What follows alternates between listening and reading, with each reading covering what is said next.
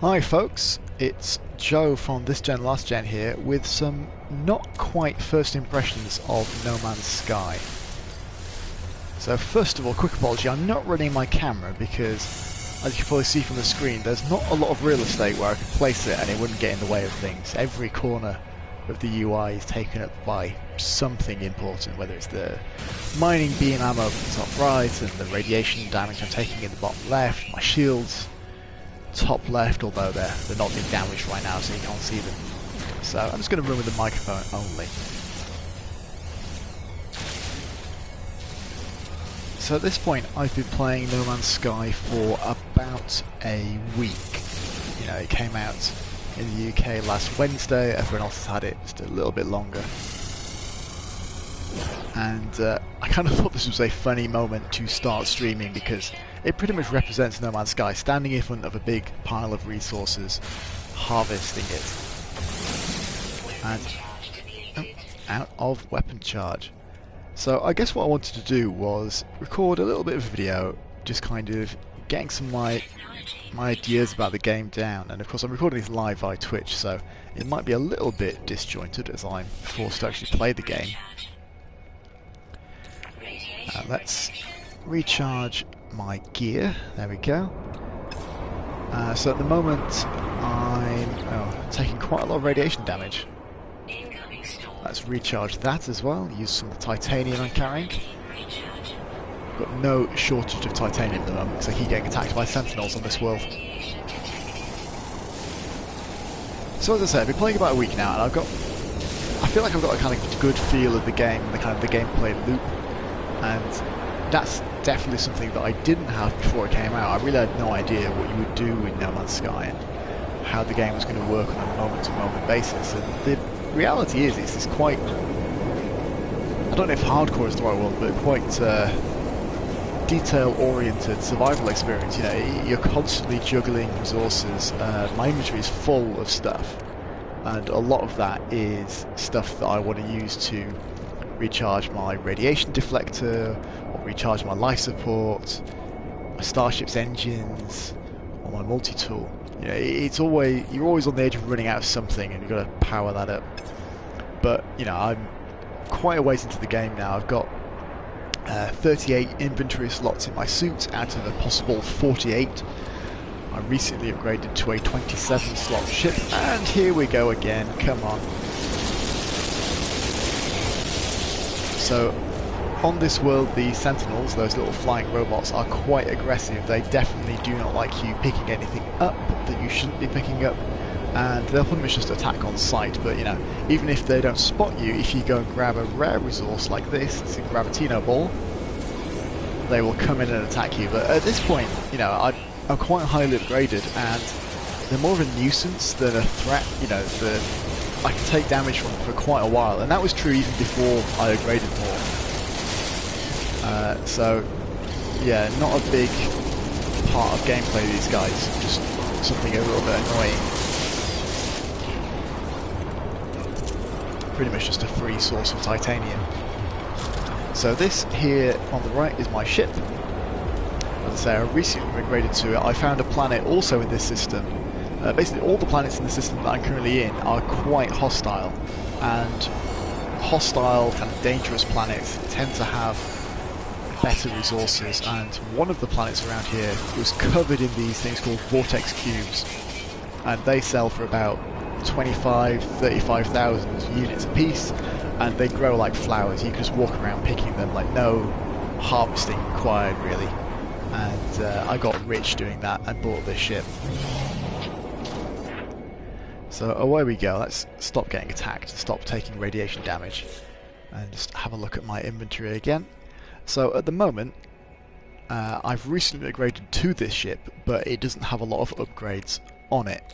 So what I've been doing is trying to get some materials so that I can upgrade and install some new technology. So let's have a look how that is going. So this needs a little bit more nickel before I could install the upgraded pulse jet. That would let me fly around in space faster. And yeah, need a lot of copper or a lot of nickel and aluminum for the upgraded warp drive, which lets you skip systems as you jump towards the core or towards another objective. And what about shields? I thought I was close to getting something else there.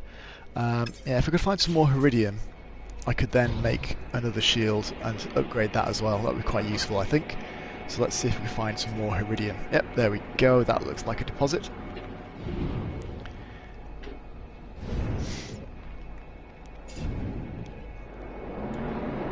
So, it's really difficult to nail down how I feel about No Man's Sky, because on the one hand, I really like some aspects of it, but on the other, there's a lot that...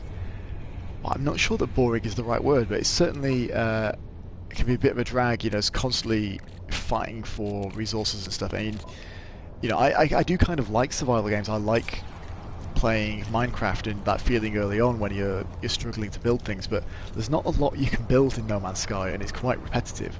You know, every time you get a new ship, you have to like rebuild all your upgrades. Every time you get a new multi-tool, you've got to rebuild the upgrades that you want. You know, and so it's constantly getting the same resources over and over, and often that means mining one of these big deposits like this. So let's put the iridium there on my ship, free up a space, and then I can mine this iridium.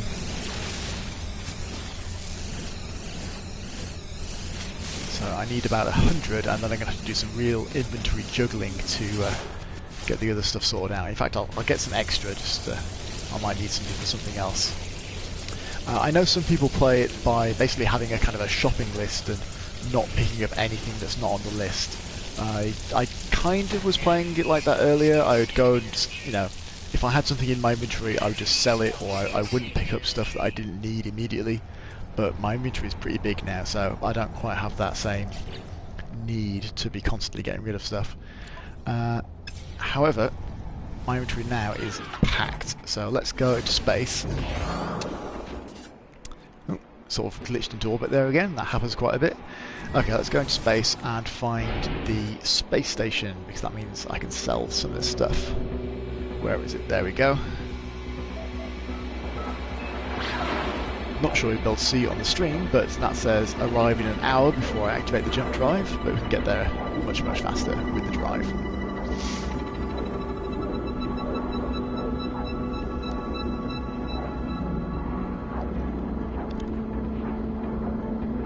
So once we park up, I can dump some of the more valuable cargo that I've got that I don't really need, and build a couple of upgrades and free up some more space. Here we have one of the many space stations. I've never been to a system that doesn't have a space station. I'm pretty sure that they all have them. Not quite sure how many systems I've visited. I suppose I could show you though, because if I go into my star systems, here we can see a few of the places. I've named the occasional planet and the occasional system, but I haven't really spent too long doing that. Yeah, you can see that I've been to quite a few places. This was my original location in Space Yorkshire on the planet called New Leeds. Obviously I named that. So I haven't really been thoroughly exploring. You know, every now and again I'll find somewhere that's kind of interesting and I'll stay there for a bit. Like this was a good system. This is like a cool glacial planet with trees that were quite... They looked like kind of earth trees. And that was good, and then it had like an airless moon, and as I said earlier, the like dangerous places like airless moons and things, they have like better resources than normal. And then really this is probably the most interesting system that I've been in. I've been naming the planets after the different problems. So Hotbox was really hot, that was working through my heat barriers. Ice Cube was really cold, needed the thermal lining for that one, and that Fallout is the one that I've just left, that was highly radioactive. If we jump across to the journey milestones, this is probably like the most kind of concrete kind of progression system in the game. I guess, you know, you kind of have, there's your inventory and your ship, are good markers of progress. Is, you know, as you progress through the game, you're going to be finding the inventory upgrades, you're going to be getting a better ship, and there is a maximum to those, so you can max those out, and that there's a sense of progression there. But these journey milestones, for example, you know, on-foot exploration as you're walking around planets, meeting alien races, well, actually meeting individual aliens, I should say, learning alien languages, earning money, destroying ships in space battles. You know, there's a few different milestones that it tracks. A couple of them seem a little bit janky. The last one, the planetary zoology scanning, that's a bit frustrating. So you have to find all the species on a planet, and first of all, scanning the airborne alien species is a real pain. You usually have to shoot them down. Your scanners won't pick them up whilst they're in the air. Sometimes it does. A couple of them it has worked, but mostly it doesn't. And it's just really difficult to find some of those last guys. And this extreme survival, I don't know if it's just that I haven't been on an extreme world enough. The only place I think it's been kind of ticking up was the planet Hotbox that I was just showing you, the really hot one. I might go back there and see what other resources there are. But even on worlds where it's basically warned me, like, this is a dangerous world, you're taking cold damage or radiation damage and stuff, it hasn't been increasing. So I don't know if that's a bug or if there's like a threshold for how extreme it has to be, which it seems weird. But you know, I've been playing along, and there are 10 levels to each milestone, and as you can see, I've maxed out a few of them already since I've been playing last week. So it seems weird that these, you can kind of hit these very easily, but then there's a few which are much more difficult, like the extreme survival and the zoology one. It seems a bit unbalanced, that there are some areas that are really, really hard to advance and some areas that are perhaps way, way too easy. Anyway, we've just landed. So every station's got a very similar layout. You land in here. That door across there is locked and requires an Atlas Pass V1, which I have got, and then there's always a exosuit upgrade through that door. This door usually leads to a trade terminal, like that one there, and there's often an alien, but not always. So let me dump these Gravitino balls because they're taking up a load of inventory. Your basic exosuit inventory can take 250 of a resource, like say this carbon. I'm carrying 33 of those, and that'll be taking up one slot. You can carry it to 250 per slot, but then the other kind of the items, like this microdensity fabric, the Gravitino balls, the neutrino modules, they all take up a slot each. You can't stack them, which is quite annoying. So let me, it's not a good price for them. It's 1.2% below the galactic average, but whatever. Get rid of those. This Callium is quite valuable. I might hold on to that because I've never seen it before. I only found it on this recent planet, so keep hold of that. I can sell one of these, but I want to hold on to 2 of them. Anyway, that should have freed up enough space that I can then build those upgrades I was on about. Let's do that first. So let me show you how upgrades work. You can go into your inventory, let's make some room, and to install technology you hit X, and obviously I'm playing on PS4 not PC, hit X and find the enhancement that you want. Everything, pretty much everything, has 3 levels, Sigma, Tau and Theta. I've already got Tau installed for my shields. You can stack them usually as well, so I'm going to install, which one is it? No, I don't have enough Theta, but I do have enough for Sigma, so that's the Sigma shield. I've got the Iridium, but I need more Carite sheets, so I'm going to go to my main inventory and I'm going to make those sheets. I've got 1, need 5 more, so I hit square, make a sheet, make a sheet, make a sheet. I could get really embarrassed now if I run out of iron. Make a sheet, there we go. And there we go, enhanced shields. That's all there is to it. So, what else am I looking around? Like I said, I've got these neutrino modules because I need those for something. What did I carry them for? Ah, that was for the pulse jet. So if I could find some nickel, there might be some nickel in orbit in some asteroids, I might have a look at that. If I could find that, then I could upgrade my pulse jets.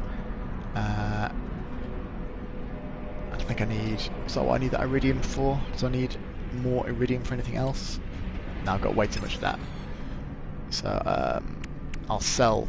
Actually, I'll just scrap that iridium, don't need it. It's taking up room. A load of iron, that's useful. Let's recharge all my gear again. And like, you know, you do this a lot, like I was saying, there's a lot of recharging stuff going on. Right, so I need some nickel. I'll check out the asteroids, and if I can't find any there, I'll go exploring new planets, so we can have a look at what that's like. Up ahead, that's the really hot planet ahead of me, and that's the radioactive one. If you're watching at the start of this video, you'll have seen obviously that planet Fallout.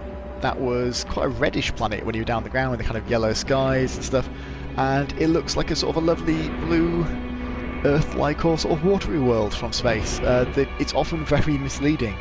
You'll get close and you'll see, oh, this isn't the kind of planet that I thought it was going to be. It looks completely different, which is, you know, frankly a little bit weird.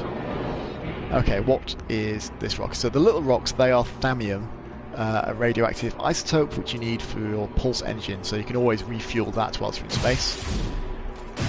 This is copper. I may as well pick some up, but it is not what I was after. I want some nickel.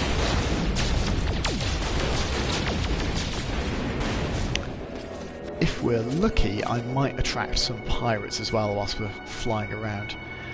So as I say, I have not been to this world, Gazba Camp Kutik, so obviously I did not name it that. But let's jump over there, see what kind of planet it is, and maybe give it a name.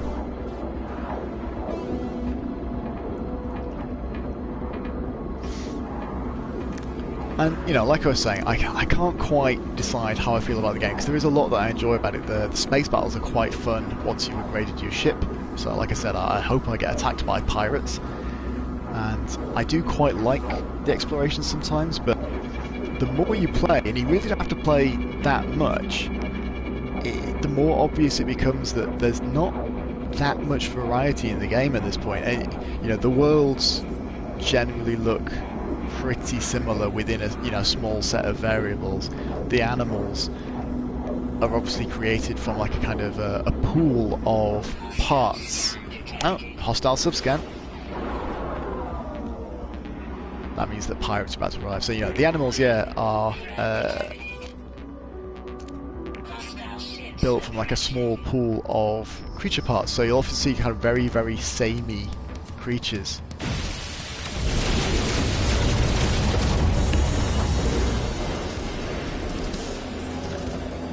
Occasionally you will see something really weird, but then the problem is then you so often see something very, very similar. And on the one hand, it is really cool that it is genuinely random, but then you get weird things because you expect stuff to be kind of curated in a normal video game. You know, you expect to see like, oh, that's a big, scary-looking monster. I better avoid that because it's going to be a carnivore and it's going to attack me. But because it's completely random, the really carnivorous-looking things might just be a herbivore. I mean, to be honest, most of the animals are non-hostile, but you do get the occasional predator. And it's a bit weird trying to work out what they'll be based on their, you know, appearance.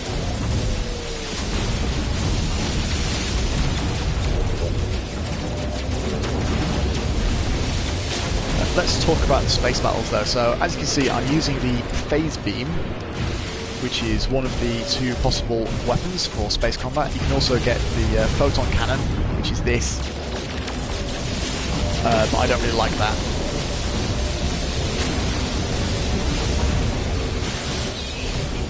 Oh, and my shields dropped again, so every time my shields drop, I'm jumping into my inventory to refill my shields, which is a little bit weird, but it's just the way this game works. Yeah, the phase beam, it's got a pretty good kind of, well, I guess basically auto-aim. It tracks targets and it's an instant hit, unlike the photon cannon. Yeah, hostile ships defeated. And they drop cargo, these little sort of blue orbs. There we go. And if I've got free space, which I've got a little bit of, Yeah, I should be able to pick things up. So yeah, I got some aluminum. I was hoping we might get something else. Okay, so whilst I'm here in this asteroid belt, space is basically just full of rocks in this game, which is useful because they contain useful resources. Okay, so yeah, that is one of those journey milestones I was showing earlier. I've destroyed enough spaceships to get to the next milestone.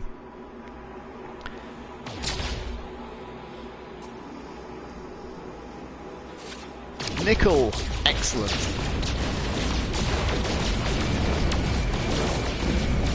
So let me destroy this rock and then hopefully I will be able to upgrade my pulse engines. So a little trick that I definitely did not figure out but I read about is that if you build upgrades adjacent to the technology that they're for or next to other upgrades for the same thing, you will get a kind of a bonus. It'll be linked up. So that's the new pulse jet, and just to show me up, it's not going to do anything. So you can see that the these two shield enhancements, they are next to each other, so they are linked. If I go to my multi-tool, you can see this red border around all my bolt caster upgrades, green stuff around the mining beam upgrades, and yellow stuff around the scanner. So they're somehow linked, and apparently that gives you a bonus. Whereas if you go to my exosuit, you know, you can sort of Tetris them together. This is the life support stuff here, and got like the shield boosts here with the white border. So apparently that is useful and gives you some kind of bonus, but I've just put my pulse jet next to the pulse engine, and apparently that does not give you a bonus. So I no longer know if that's true, or why that hasn't given me a bonus. It could just be a bug. There is quite a lot of weird stuff, to be fair. For example, if I go into install technology and I go to protection,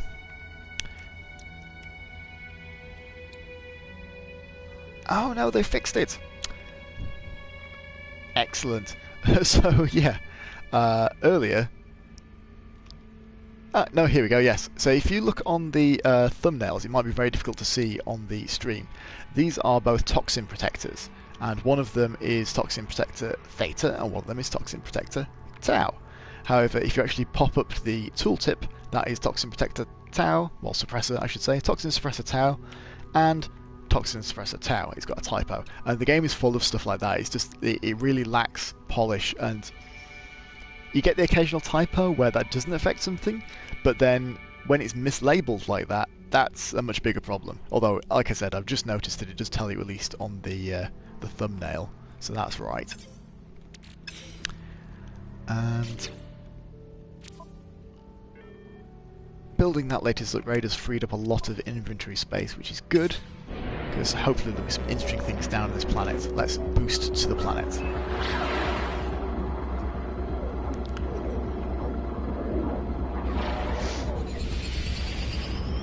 So one of the big things that did surprise me, I mean maybe surprise is the wrong word, because they talked a little bit about it before release. You know, Sean Murray from Hello Games released the big patch notes that came out just before release, and ooh, there's some sort of building here. Let's land next to that.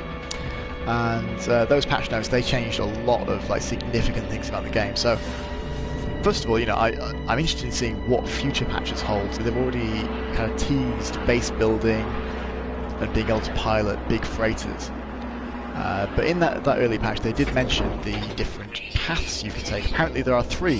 One of them is apparently the Atlas path. Let's talk about the story in a moment, because I've just landed on a Forsaken planet. And yeah, pretty barren looking. Let's check the discoveries.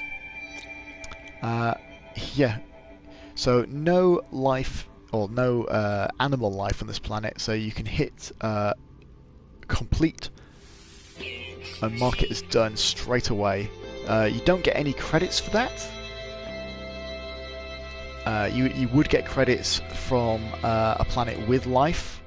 For example, I think Ice Cube's got plenty of life, and if it was complete, you could hit that 100% complete and you would get quite a big credit boost, but I haven't found all the life on there yet.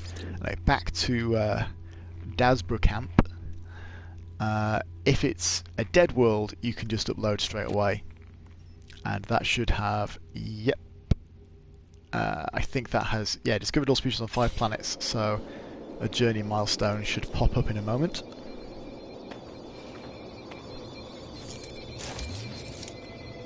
Occasionally just a kind of a weird moment. Anyway. Here we go. A little bit delayed.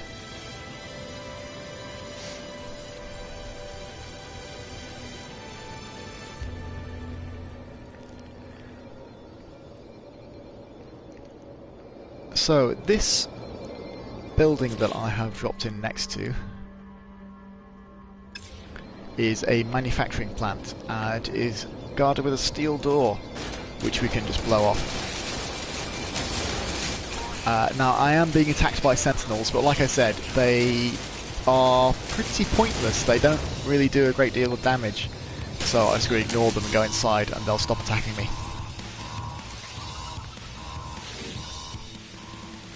Most buildings have these little blueprint things on the wall. You should always check that, but at the stage I'm in the game I hardly ever find new technology. But we can try and solve this puzzle.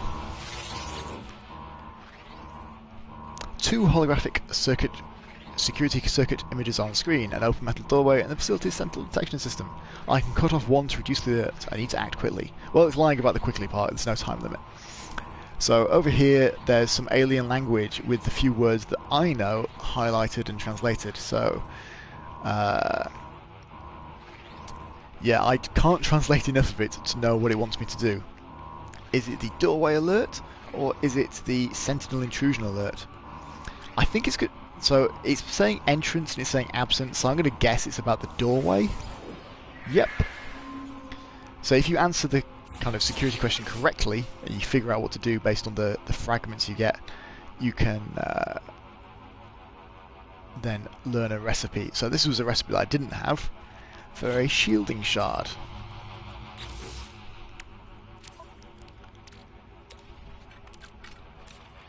It's a product you can craft. There's the shielding plate and the shielding shard. Interestingly, it looks like the shielding shard is the kind of worse version of the shielding plate that I already knew how to make. So, you know, what can you do, eh? Is there anything else good in here? Oh, there's an encyclopedia. So I can learn another Viking word for strength. No, that's just a sort of an art thing. You can get some carbon from these plants, but I don't need that. So, this is a Forsaken world. It's not really... Oh, it's not really anything. There's not very cold, not very anything else. So I'm not taking too much damage from that. There's a big Iridium tower there. If I scan, there's not a whole lot going on. Oh.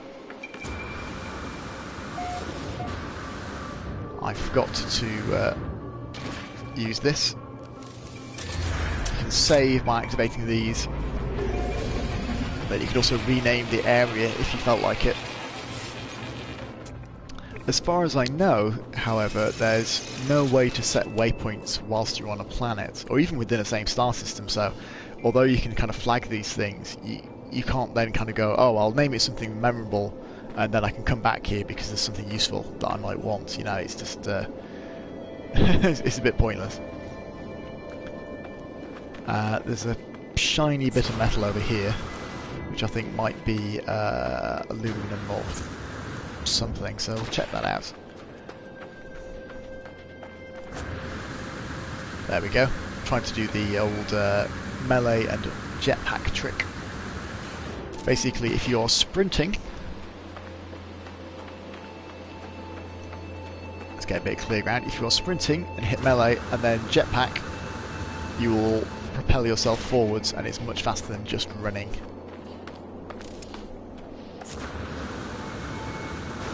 Because just running is really slow and boring. Right, here's a load of aluminum. I need some of that for an upgrade, so let's just harvest a bit of it.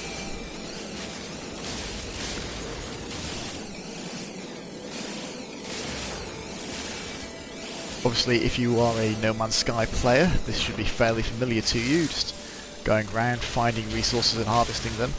If you're not a No Man's Sky player yet, you're probably thinking, wow, you spend a lot of time just shooting a laser beam at stuff, and then watching chunks of it get stuck in the air. And I must say, one of the things that put me off early streams of it was seeing these little bits just floating around. I mean, it's something that Minecraft, I think, can get away with. You know, if you demolish something in Minecraft, it won't fall down. There's no physics.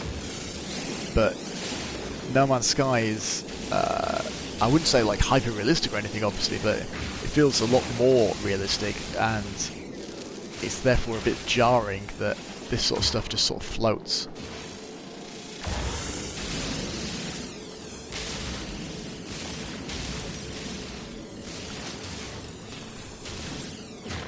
Oh, hello. Unusually, there is a cave down here. Let's have a nosy inside. I'm not really particularly taken with the caves in No Man's Sky. I've never found anything good in them. You just tend to get some iron oxide, and there's often big clusters of plutonium, which is one of the main fuels. But no, this wasn't a very exciting cave to come in at all. Okay, so my ship is that away. So let's just blow a hole in it. I will grant you that that is quite a lot of fun.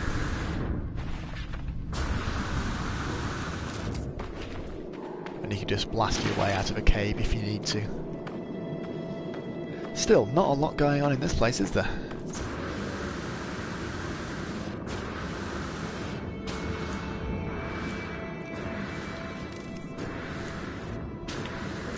On the horizon though, I can see another alien base, so let's fly over there and see if something more interesting is going to happen.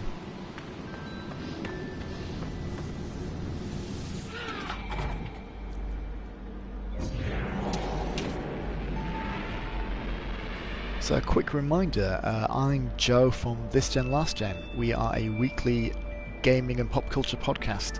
And we talked a little bit about No Man's Sky on the show already. We'll probably talk about it more in upcoming episodes, but my co-host hasn't actually played it yet. So these are kind of my, not my first impressions, but my ongoing impressions of the game. If you want to check us out, we are over on SoundCloud, or you can get us on iTunes. And not all of our videos, well, not all of our podcasts I should say, but most of our podcasts are available as videos on YouTube as well if you want to listen on there, but we haven't got them all updated yet, so there's a few missing still that you can get only as podcasts right now. Okay, so this type of building is an abandoned building, as you can guess. It's covered in weird stuff, and there's always one of these to hit, with a weird, slightly creepy bit of text. A little bit of H.P. Lovecraft. You can analyse it and you'll find something, I think it's usually a technology upgrade. But, again, I've already got most of these. So, Blueprint for Life Support Module Sigma, already known. It does make exploring, at this point in the game, kind of unrewarding, you know, because after a certain point you've got most of the recipes and you're just finding repeats all the time, and there's no benefit to that. I think certain types of facilities, like the manufacturing facility that I was at before, like the one before this building, they have kind of component recipes, like those shielding plates and shielding shards. So learning those is still useful because there's quite a lot of those things that I can't make yet. But just the kind of the suit upgrades and the ship upgrades and the multi-tool upgrades, I think I've probably got them all. I've not had a new one for ages. Oh look, it's night. And you may have noticed, like I said, like this type of thing is called a abandoned building. There's a fairly limited pool of different types of locations you can find. So that's an abandoned building. The previous one was a manufacturing facility. There are trading posts which have a kind of cluster of landing pads around a trade terminal. There are drop pods which contain suit upgrades. There are transmission towers which let you find crashed ships, which get you a free ship upgrade if you want to swap to the crashed one and upgrade it.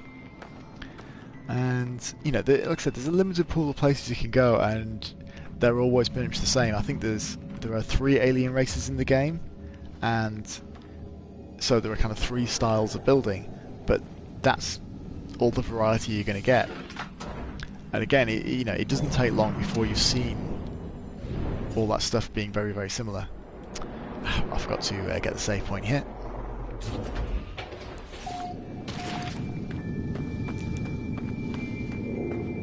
So pop up from these boxes. Get some trade goods that you can sell off. Buying that ship completely cleaned out my bank account, so every little bit helps at this point. I've only got 300,000 units. So, what's in here? Anything good? Probably not. Yeah, this world is not super interesting so far. There's no life, there's not many resources on the surface. So, I think we'll name it and then go somewhere more exciting. What shall we name it? Do I have any viewers on the stream right now?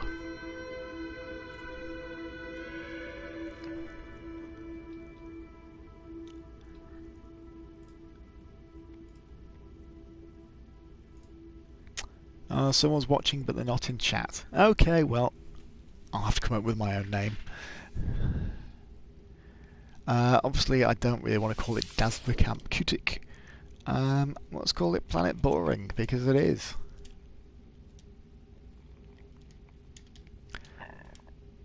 As you may have noticed, I've not really named a lot of the places. It's a bit of a faff doing it with the PS4 controller, and there's not a great deal of benefit to it.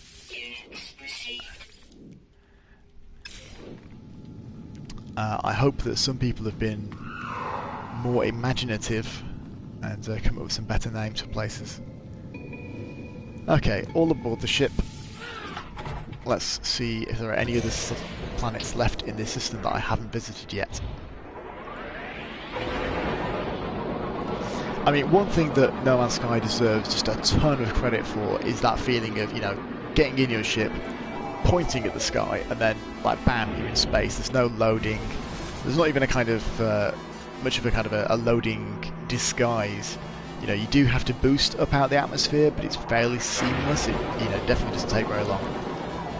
Elite Dangerous does obviously have that, movement from space to, well, a limited number of planets now, but there's a definite kind of loading effect as you transition from space to the planet, and it's very, very obvious. Okay, this planet is also new, and so is that one. So 2 more planets in this system. Let's jump to one of them now. So to achieve that kind of level of seamlessness as you transition from like ground to space to another planet and then down to that planet, that is fantastic. I've never played anything like that. So as much as I might complain about the planets being a little bit similar, there's quite a lot to be impressed by as well. Having said that, all that technological, craft, all that kind of amazing technology that's been put into creating this, it's not worth a lot if it's not fun to play, and I go back and forth on whether it is actually fun. So that planet is a little bit far away, so I'm just going to have a look at my inventory whilst I travel. What I want to do is upgrade my warp drive, my warp reactor, get Sigma or Tau, so I could do with a lot more copper, and then a dynamic resonator I can buy from a vendor, or just loads and loads and loads of nickel and aluminium. So yeah, I'm glad I picked up that other one, but I need a lot more. Let's see what happens when we land here. So what's this surface? Is this water we're looking at? Yep, yeah, and you can see there that colour change as you get through the atmosphere, and all of a sudden it looks like a very different planet than the one you were seeing from orbit. but this one is teeming with life, so that's a nice change. And what have we got here? Oh, a drop pod. Oh, what perfect timing. So, these drop pods are... Okay, let's see what kind of planet it is. A bleak planet. It is temperate. It has got animals, apparently. And obviously there's quite a lot of plants. Ooh. So, this here is a knowledge stone. You can hit that and you'll learn an alien word. I'm not sure how many I've learned at the moment. That's probably one of the cooler things. Oh, another one. That's probably one of the cooler things in the game. I like that you discover those and that you learn things that way. It's pretty neat. So, back to discussing the drop pod. So, jump in here. That's what I'm about to do. And you can get an exosuit upgrade. That gives you an extra inventory slot. The first one costs 10,000 credits, and as you upgrade, it costs 10,000 more each time, so it's now costing me 260,000 for this upgrade. But inventory is basically the most valuable thing in the game. Like I was saying, your suit can hold 250 of a particular resource per slot, or only one piece of technology, or one like kind of trade commodity or upgrade component. So you really need all the slots you can get. The weird thing is though, apart from the kind of the financial limitations, you can basically you can game these if you want, because there are beacons. I can't see one from here. They're marked with like an orange beam of light. There are these little beacons. You can go and use a bypass chip, which is very, very easy to make. It costs a little bit of iron and a little bit of platinum, which is everywhere. Like, here is some plutonium. Here is some iron. So I can make a bypass chip. You can use that with the beacon, and then it'll give you a list of what you're looking for, like alien ruins or outposts. And if you look for shelter, chances are you're going to find a drop pod. And when you find a drop pod, you get an upgrade. So apart from that financial limitation, which is just a case of grinding it out, you can get those upgrades very, very quickly. There's a story on Eurogamer today about a guy who fully upgraded his ship and his suit on one planet, you know, his original planet, without leaving it. And of course, that's a bit of an extreme case, but there are loads of little systems in the game, these upgrade systems, that don't seem very well balanced. You know, we're not talking about game-breaking glitches and sort of exploiting things. We're just talking about using the systems that are in the game to advance in the way that they're intended, and if you want to push them in a certain direction, you can upgrade really fast, and it seems a bit weird. You know, it really takes the sense out of the progression of kind of like exploring and stuff. If you can do it all in one place, why explore? But it's the same with the finding those upgrade technologies in the alien rooms and stuff. You know, after you've got them all, what's the point in checking them, and what's the point in looking in buildings? So there doesn't seem to be much going on where I'm currently standing. There is some kind of resource up there, so let's just investigate that, shall we? In case it is nickel or aluminum or copper that I want. I don't think it's iridium, but I can't quite tell from down here.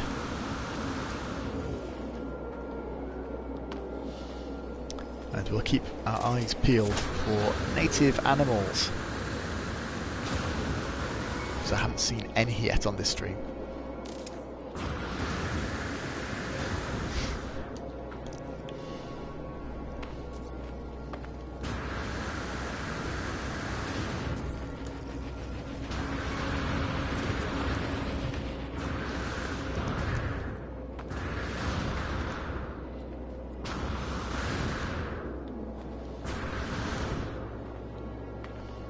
So what's it going to be? Is it going to be iridium?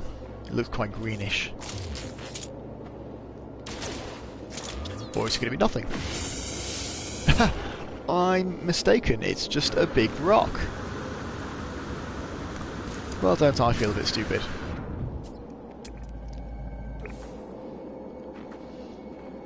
So that's just a, a randomly generated cropping of rock, and not anything I can actually mine.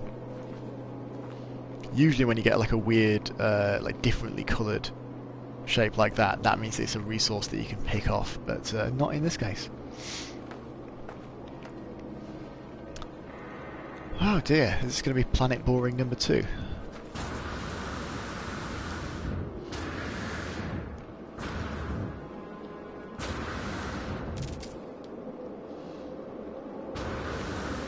Ooh, lots of pop in there. It's not so bad when you're on a barren world, but when it's got a lot of kind of grass like that, it really does pop in quite noticeably.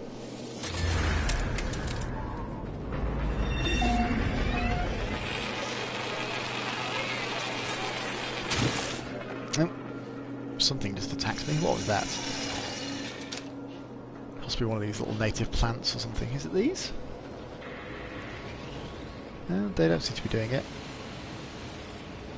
I took damage from something, but I'm not sure what.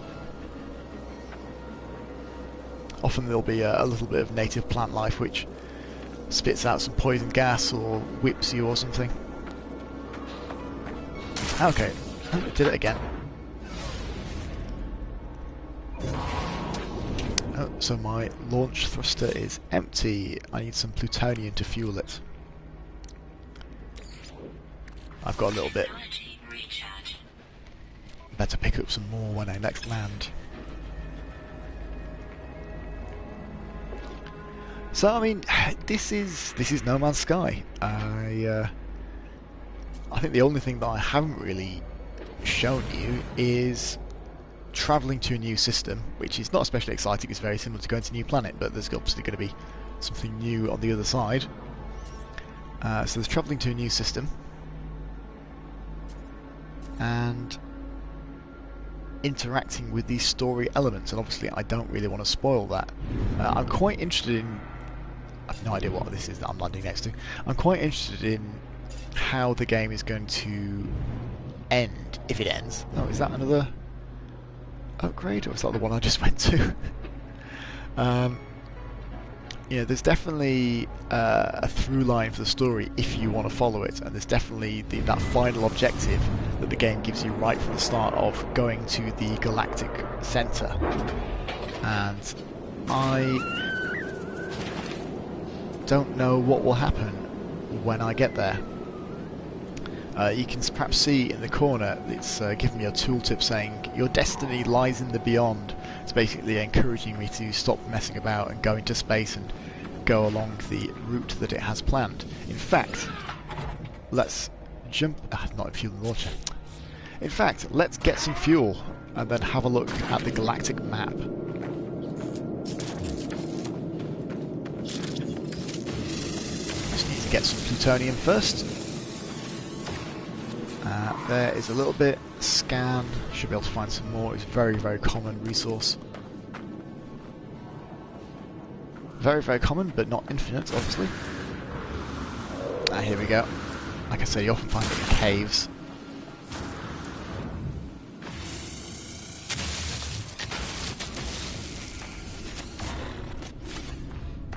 And it's very easy to get a large supply of it.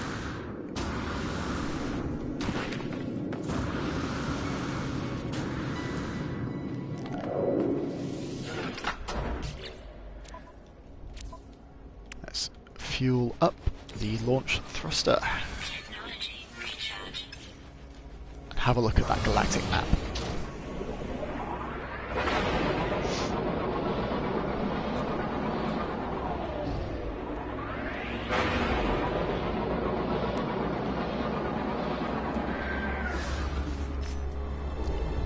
Okay, so there I am, and yep, that is marking the location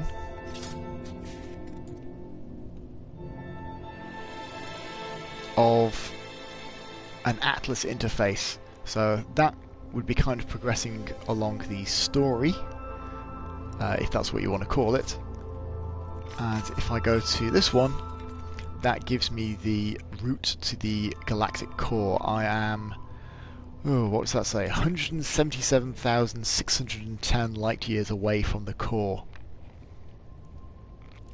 as you upgrade your hyperdrive, so at the moment I can only jump 1 star along, although my hyperdrive has no fuel, but with upgrades you can jump several at once and kind of shorten that route. But like I said, I've got no fuel at the moment, so I can't really do anything. And of course you can explore freely, you can go to any star you want. I can scan for discoveries by other players and see if someone has been nearby, although I have yet to see any discoveries by a player. Of course, Sean Murray said it was very unlikely that you would find other players, but we know that that happened on the first day.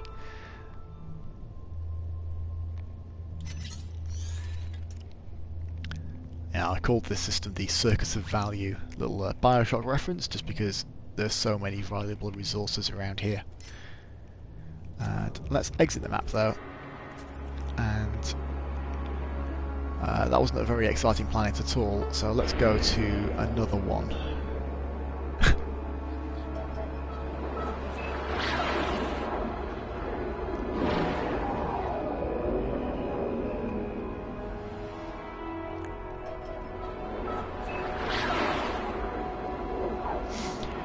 I mean,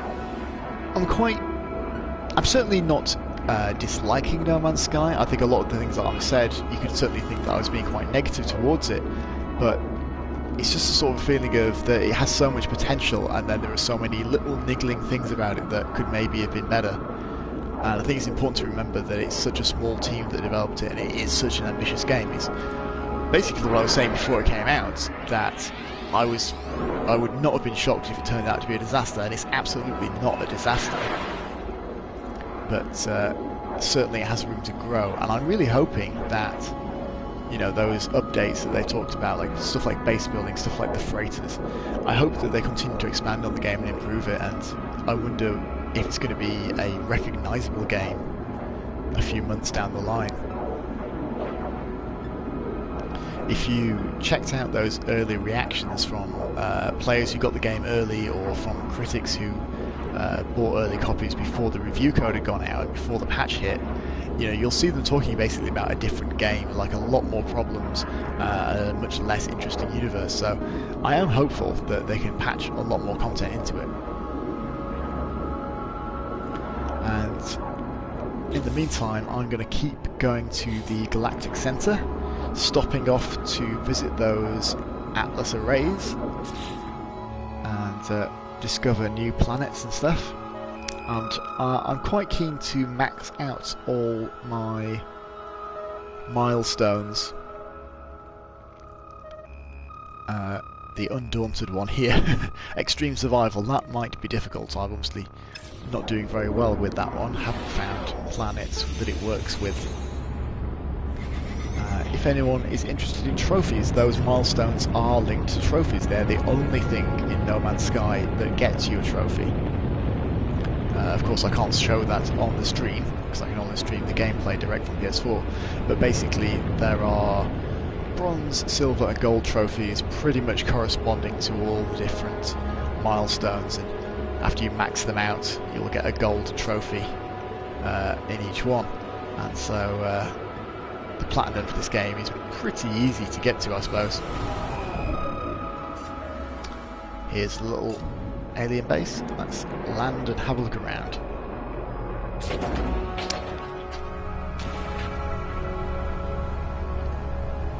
Okay, this is a hot planet. Certainly looks it. Although, what's the temperature like? It's not telling me yet. Come on.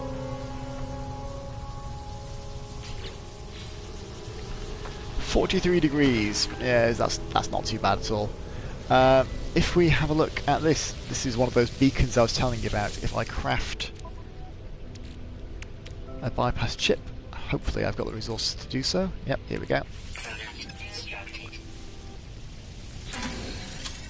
Oh, there's some weird alien life running around here as well. Let's have a quick look at that guy.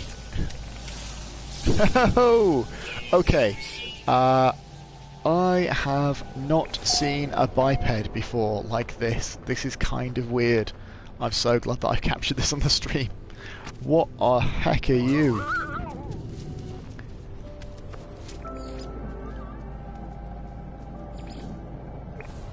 That is a weird little critter. I have honestly not seen anything like that.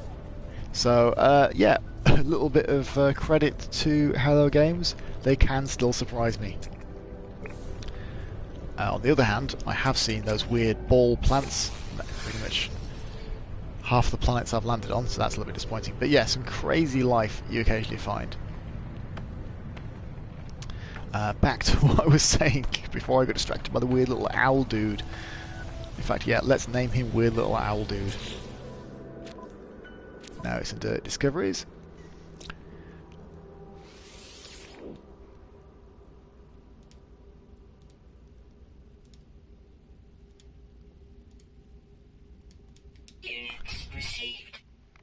So look forward to finding Owl Dude, someone else who lands on this planet. Yeah, as I was saying, I was going to make me crash into the bypass ship. So, with these beacons, you can find various things on every planet. You've got monoliths, colonial outposts, transmissions, and shelters. So, you know, monoliths are alien languages, colonial outposts, usually you can sell things, transmissions, you can find crashed ships, and shelters, you can find drop pods for exosuit upgrades. And let's find a colonial outpost, that might be useful. And yeah, so earlier on, when you are still discovering new things, you can get into quite a nice, sort of very addictive, just one more thing rhythm. It feels a lot like playing something like Civilization, which, you know, is just one more turn. And it's basically because you'll land somewhere, like this base, you'll find a beacon like that, or there was something in the base that directs you somewhere else, and you'll get another waypoint, like that Operations Center, which I've just found, and you'll fly in that direction. But on the way, you'll find something else. And No Man's Sky is at its best when you're playing it like that. Then you're kind of finding something, and you're using it as a jumping off point to find something else. It's just later in the game, I guess like I am now, when that starts to lose its luster. So again, you know, technology that I already know, a little bit disappointing. Nothing else in this little shack. So I'm going to keep playing it. I'm going to try and finish it. I'm probably going to try and get the platinum, as long as it's not too difficult to do so in terms of those milestones, which I haven't made much progress on. And I'm certainly going to try and get to the centre of the planet. Not centre of the planet, centre of the galaxy. And chances are I will stream a little bit more of that journey. And until then, thanks for watching. As always, if you've liked what you've seen, please do follow me here on Twitch or subscribe to me on YouTube. And you can listen to our podcast, This Gen Last Gen, on SoundCloud, iTunes, and of course YouTube. If you want to leave a comment, that's great. I'd love to hear from you guys. See ya!